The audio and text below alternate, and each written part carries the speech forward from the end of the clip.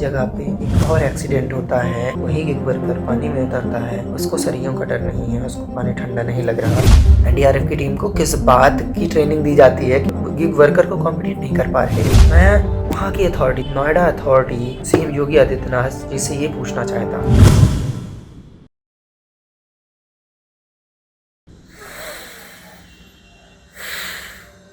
हत्या हुई, फिर से एक हत्या हुई है, सिस्टमेटिक हत्या।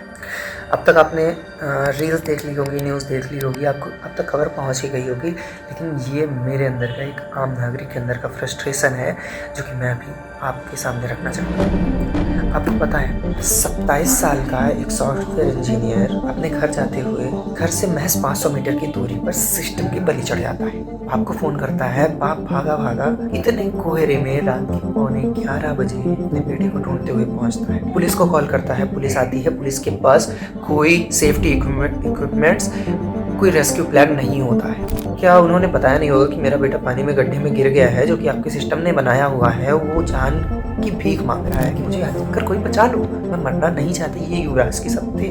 मौका वारदात पर मौजूद लोगों ने बताया है कि वो फोन पर अपने पिता से बात करते हुए कह रहा था, पापा मैं मरना नहीं चाहता, मुझे बचा लो। बातें कर रहा था कि पापा मुझे बचा लो, पापा मुझे किसी तरह बचाओ, ये कार अब धीरे धीरे डूब रही है। पर वो मंजर महसूस करके देखिए, महज 50 फीट की दूरी पर मौत से लड़ रहा है। झाड़ी के आगे आपको ब्लैक ब्लैक दिख रहा है, वो पीछे का बोनट है। बाप से कह रहा है, पापा मैं मरना नहीं चाहता, मुझे बचा लो। और बाप उसको आश्वासन देता है कि बेटा पुलिस आ गई है, फायर ब्रिगेड आ गई है, एनडीआरएफ की टीम आ रही है, तुम्हें बचा लिया जाएगा, तुम्हें कुछ नहीं होगा।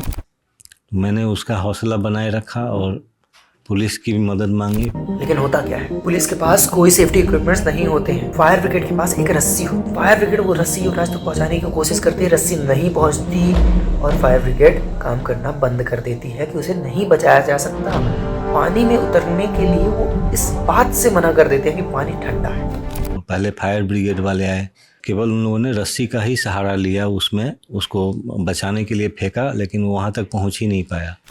सेकेंड ऑप्शन या सेकेंड उपाय उनके पास नहीं था। तैराक था न गोताखोर, तमाशबीन, वो भी तमाशबीन बने बैठे रहे जब रस्सी काम नहीं किया। ठंडा पानी और सरिया क्या क्या आरोप लगाकर वो लोग बचते रहे। फायर ब्रिगेड और पुलिस वहीं पर तमाशगीर बन के बैठी रहती है, कहती है पानी ठंडा है, पानी के नीचे सरिये हैं, इसलिए पानी में नहीं उतरा जा सकता। ठीक है, मानते हैं कि पानी के नीचे सरिये हैं, खतरनाक है, क्यों है वो सरिये?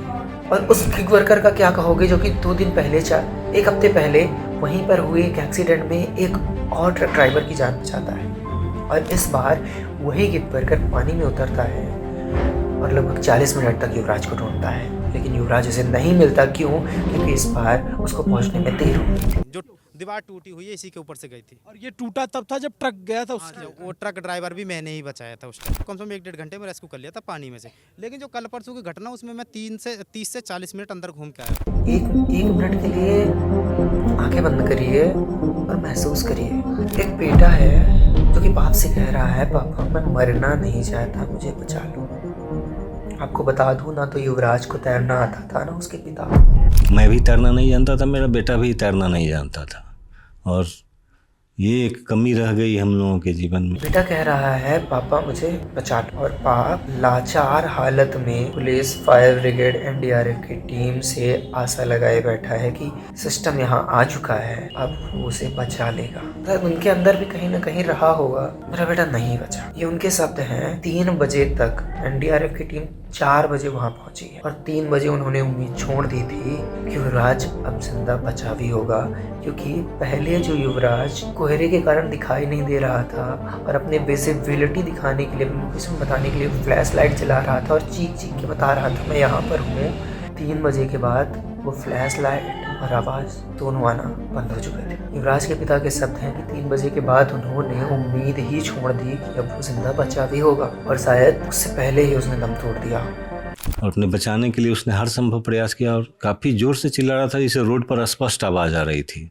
फिर एसडीआरएफ और एनडीआरएफ टीम को कॉल किया, जो लगभग 3-4 बजे के बीच में पहुंचे, और फिर उन लोगों ने 2 घंटा तक केवल स्लोप बनाने में समय खर्च किया। 6 बजे वो लोग अपने बोट को तालाब में उतारे। 3 बजे तो मैं होप ही खो चुका था कि अब शायद ही बचा होगा, क्योंकि लाइट आना भी बंद हो गया। तो सवाल करिए, सवाल नहीं करेंगे तो ऐसे ही मारे जाएंगे। मुझे डर लगता है, मैं घर से निकलता हूँ, मुझे डर लगता है कि मेरी मौत कहीं भी हो सकती है, कहीं भी किसी भी हालात में हो सकती है।